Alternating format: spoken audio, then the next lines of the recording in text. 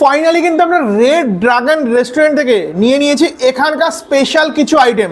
তো দেখো আমরা কি নিলাম, নিয়েছি মিক্সড ফ্রাইড রাইস।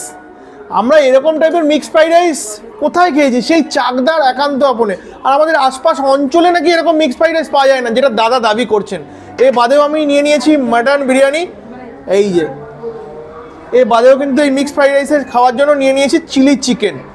আর স্যালাডটা দেখো কত সুন্দরভাবে দাদা আমাদের গার্নিশ করে দিয়েছে। আর এখানকার মিক্সড ফ্রাইড রাইস খাওয়ার জন্য নাকি বহু দূর দূরান্ত থেকে নাকি লোকে আসে। কেন আসবে না বলো তো, দেখাও।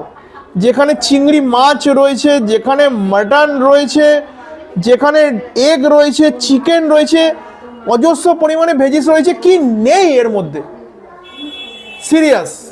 আর সঙ্গে কিন্তু আমরা একটা চিলি চিকেন নিয়েছি। আহা দেখো কত সুন্দরভাবে দাদা পরিপাটি করে পরিবেশন